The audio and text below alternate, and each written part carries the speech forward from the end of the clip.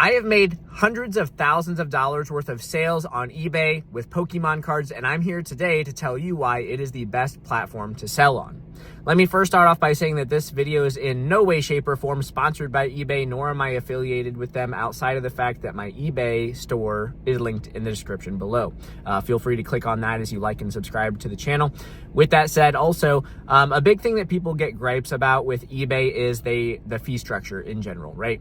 A big derogatory name that has been thrown around on eBay's behalf is FeeBay, because they take a cut of your earnings, theoretically, right? Like, that's the big argument, is like they're taking your money. Well, when we break that down and we look at like their next biggest competitor, which is TCG Player, and there's some like backstory there, which I'm not going to dive too deeply into. But if you sell on TCG Player, you're looking at a 15% fee structure. So they're also taking you down to about 85%. And then like when we pop back over to eBay, like plus or minus based on your ad rate or lack thereof. And then additionally, if you're charging shipping, or if you are a civilized human being, you're offering free shipping to your buyers. And you can just offset that cost with like the listing price. All that is to say that I'm making a case for eBay being the #1 platform to sell on. And that is like, that's going to be presented to you first as like a counterexample. So let's like reverse this in a way that's way less effective to sell Pokemon cards. If I were to just make a website called Pikachu.com and I list all my raw trading cards in PSA slabs, CGC slabs, etc., and I just try to like get people to buy my stuff from there, the biggest barrier is going to be customer acquisition. And as a matter of fact, if you know anything about business, there's a term called CAC, otherwise known as customer acquisition cost. What you have to pay, what is the price to get a customer to walk through your door or to click on or buy, which is a whole step removed from your website or store, okay? If we're looking at something like the, how to promote a website through like YouTube, for example. Generally, people are paying about $20 per 1,000 views in a place like YouTube, okay? And that could go like higher or lower based on like the amount of thousands, but you're looking at like $20 to get your store in front of 1,000 people, generally speaking. Out of those 1,000, how many are actually going to convert to a successful purchase on your website? And then with that in mind also, who's to say which valuation of item they're going to purchase from you on said website? So you might end up in a situation where you're spending hundreds or thousands of dollars trying to acquire customers that are only buying very cheap items or nothing at all. You have just created a very ineffective system. You've done all the work without any of the payout. Now, is there a world where you can create your own website, run a successful ad campaign, and get a lot of customers onto your site? Yeah, sure. And could all those customers be converted into sales? Yeah, sure. But do you see how many hoops you have to jump through to actually make that potentially happen? It's a whole lot of cost for a whole lot of maybes. Whereas when you look at a platform like eBay, it is global. You don't have to collect and remit like the tax matrix side of things. They're doing all of that for you. And they're acquiring customers for you on your behalf. And that's why they take out a fee from your sale in the first place. And when you talk about like a 15-cent fee on a $1 item or a $15 fee on a $100 item, that's completely worth it, because otherwise you would have to get that item in front of 1,000 people to potentially get that same sale. eBay's kicking it to millions of people on your behalf. And so just when you take a look at just like the vast user pool of people that interface with eBay from all walks of life, they might not even be necessarily interested in Pokemon cards, but they just type in just the right keyword and your listing pops up for them. Who knows? But the point is, you save so much like hassle and work not designing a website, not having to go out and like make or negotiate deals with content creators or platforms to produce ads on your behalf. You're just making the listing and they're sending the customer your way based on how active your store is and the quality of your listing relative to other people's listings. Sounds like a pretty good deal to me. So hopefully that convinces you. I don't know. I'm trying to just run through my head right now. Like a 4-minute video probably isn't an appealing length of time to be clicking on.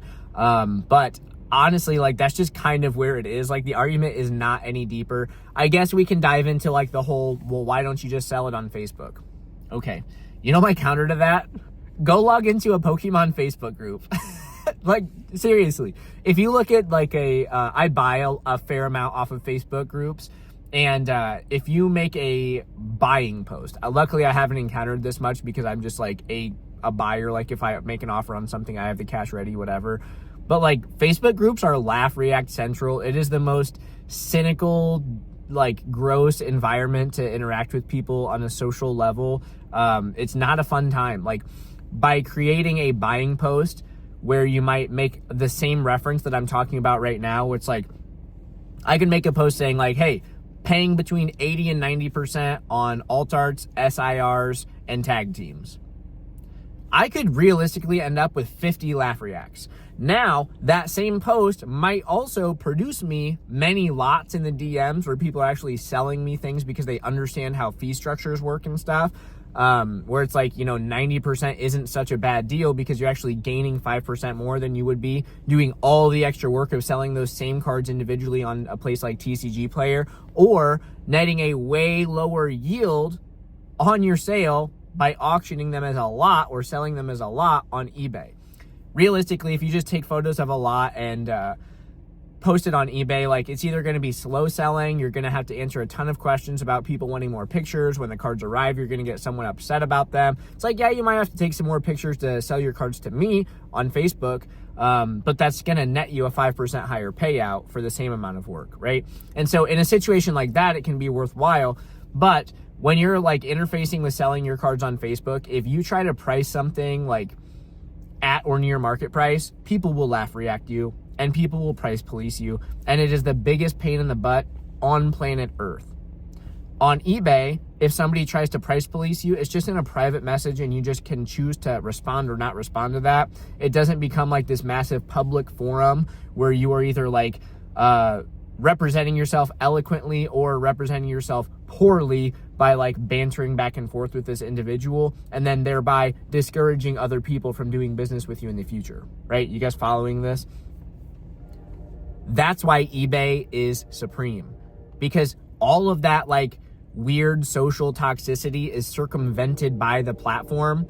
All of the customer acquisition cost is handled for you by the platform. And honestly, I hate to say this, it is going to happen. It has happened every year and will continue to happen indefinitely, I'm sure. They could be charging a lot more for the service they are providing. eBay as a platform is a goldmine. It is the land of opportunity, right? Like all my history buffs, it's like the land of milk and honey. Like you can sell anything to someone's grandma or like, some kid in college, like whatever. Like buyers from all different demographics and all different walks of life can come across your item by just typing in the right keyword. That's all. As long as you're making high quality listings, and that includes like good photos, good title structures, a lot of item specifics, accurate item specifics, they're doing the customer acquisition for you on your behalf. And it's all wrapped up in a pretty neat package, because they also offer securities of like, seller protections. Like if you ship something to like authenticity guarantee or the international shipping hub or whatever it's called nowadays, it's like if your items go through there, even if they become damaged, once they go to that point and like once they get approved from that area, the liability is no longer on your plate. If I have a big deal for some buyer in Sweden that's a private deal and the card gets like the PSA slab gets cracked or something like that, I'm on the hook for everything, right? And a lot of people are not properly insuring their packages. And so you're just going to be like down the creek or up the creek without a paddle, right? So these are all like huge benefits that eBay offers. And yes, they charge you a fee, but hopefully now you understand why it doesn't matter as much as you might think. So shout out eBay. Thank you all for watching. Like and subscribe to the channel. See you on the next one.